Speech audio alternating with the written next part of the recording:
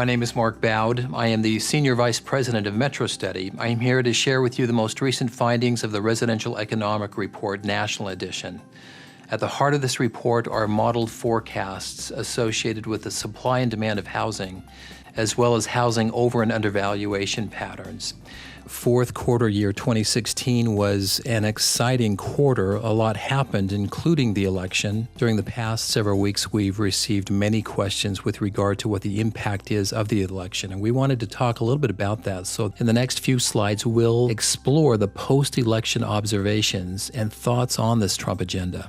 And the first thing we noticed is that right after the election, there was a pretty significant jump in consumer confidence. It jumped all the way to 114, which is actually higher than the peak of the previous real estate cycle that peaked at 110 in 2006. We expect it to bounce between 105 and 115 during the next 12 months during year 2017, as consumer confidence remains pretty stable throughout the year. We also noticed right after the election that obviously mortgage rates jumped. This is a slide that reflects the increase in 30-year fixed mortgage rates during the past few weeks. It jumped from a low of 3.46 just a few weeks ago to 4.20 currently. We think that during the next few weeks and months, it will actually calm down. It won't go down, but it will bounce around that 4.2, 4.25 level for a few months before beginning to slowly rise during the balance of the year and rise a little bit faster during year 2018 when we expect economic activity to pick up. With regard to the Trump agenda, we anticipate an easing of lending standards as the government seeks to reduce regulation which has crept into the mortgage market. Short-term increases in lending options that may provide millennials more choices in terms of financing a home may create more demand for housing, but it may also eventually contribute to a potential run-up in housing values, which created the unsubstantiated housing bubble that we faced in the last cycle. Mortgage rates are already rising. They will continue to rise due to anticipated increases in inflation caused by increases in government spending, increases in tariffs, reduction in taxes, reduced free trade agreements, and increases in discretionary income and spending due to lower taxes. With regard to government spending, Donald Trump has pledged to spend over $1 trillion on the nation's infrastructure during the next 10 years.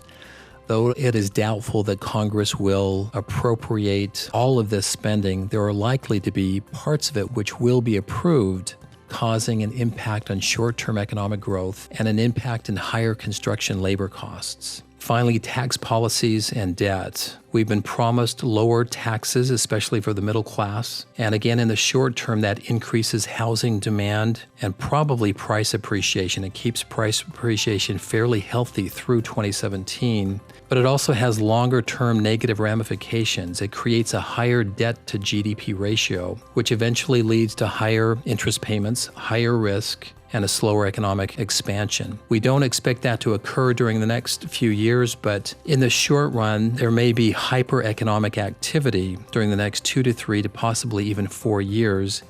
But thereafter, the longer-term negative ramifications associated with the agenda may play out in terms of high debt, higher inflation, eventually leading to a harder landing in the next recession. Again, congressional action or inaction may dilute the impact of the Trump agenda, but to the extent that it is implemented, stronger near-term economic growth with a harder fall thereafter.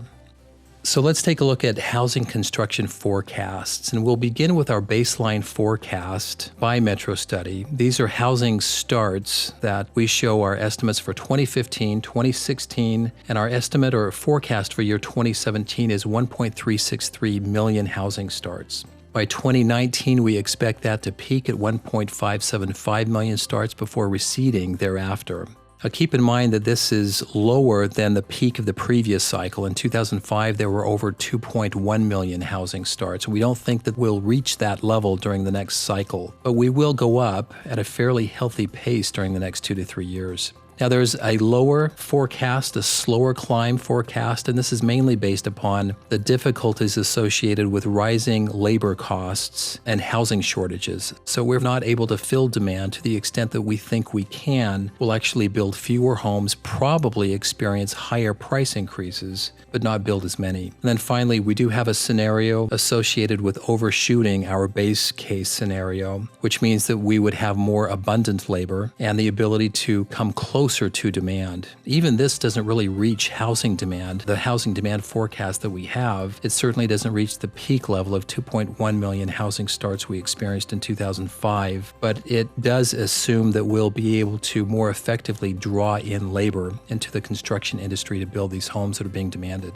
You can see in this particular chart that housing permits will precede the growth rate that we forecast in housing starts. And of course, housing completions will lag permits and housing starts. Our forecast exceeds 1.5 million housing completions by 2019, and we anticipate it to remain above 1.5 million through the balance of the 5-year forecast. We talked about mortgage rate increases. This is our 5-year forecast in terms of those rate increases. We expect to eclipse 6% in terms of 30-year fixed mortgage rates by 2019. Thereafter, it may actually begin to recede as we anticipate the table being set for a recession by the end of the 5-year forecast, at least the beginnings of a recession. Let's talk a little bit about the economic, socioeconomic, and demographic conditions and forecasts that drive the housing market. In terms of job growth, during the past 12 months, we've created over 2 million jobs. That is actually lower than it has been during the past few quarters, but it's still high enough to create a level of housing demand which far exceeds the construction pace, which we are currently experiencing. We anticipate job growth to actually pick up during the next 2 years. In 2018, we expect a peak level of over 3 million jobs being created. Thereafter, we anticipate a fairly rapid decline in job growth, falling to job losses by year 2020 and 2021. Turning to population trends, the millennial generation will dominate overall population growth during the next 5 years, as they have during the past 10 years. We anticipate an increasing number of millennials to enter into home ownership. So demand for starter homes, entry-level homes, and the first few tiers of move-up homes will likely increase over time, while demand for other types of housing, executive move-up housing, and possibly even move-down housing may begin to wane over time. Turning to household incomes, we expect household incomes to increase at a healthy rate during the next 2 to 3 years, followed by the beginnings of a plateau in household income growth by year 2019. All of this information is combined to create our housing demand and supply model and our valuation model. In the first part of our housing model, we simulate overall housing supply by the blue curve, trending from year 1990 through our 5-year forecast to year 2021. The green curve represents our measure of overall housing demand. And when the demand curve exceeds the supply curve, we create a period of undersupply, which is shown by the blue bars above the equilibrium line. During the next 5 years, we anticipate growing undersupply, which peaks in year 2019 before receding to a state of oversupply beginning in year 2021. The second part of the model describes over and undervaluation by showing trends in the overall median price of housing on a national basis from 1990 through our 5-year forecast relative to our measure of where prices should be based upon economic, socioeconomic, and demographic fundamentals. The overall median price line is shown by the blue curve, while the theoretical price line, or our measured price line, is shown by the green curve.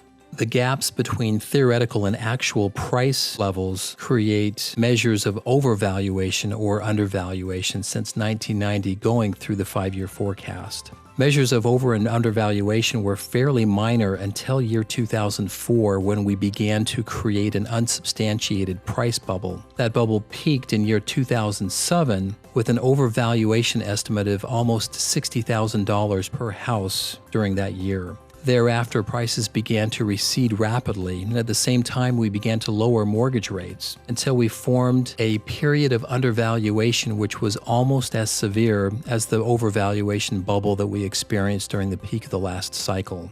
During the next 5 years, rising mortgage rates will combine with continued price appreciation to create another price bubble, which we think could become fairly severe in select markets.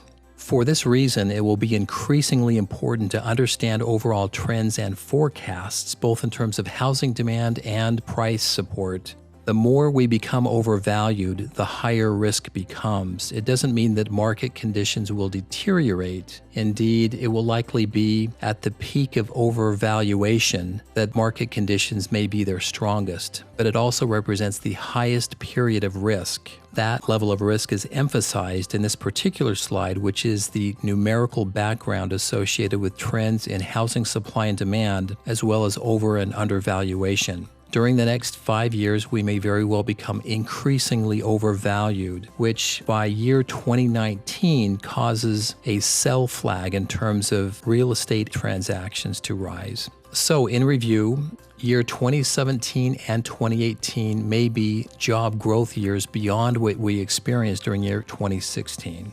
Household income growth will likely accelerate through 2019. Housing shortages will become more intense. We expect an accelerated but a shorter, sharper real estate cycle with a peak in the real estate cycle in the 2018-2019 timeframe and deterioration thereafter. The extended period of low mortgage rates that we've already experienced has allowed home prices and land values to rise higher and more rapidly than they probably should have.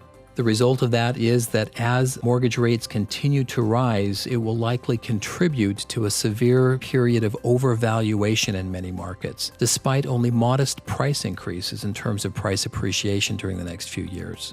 A higher national debt to GDP ratio will lead to higher interest payments, which will eventually dilute U.S. currency and slow the U.S. economy.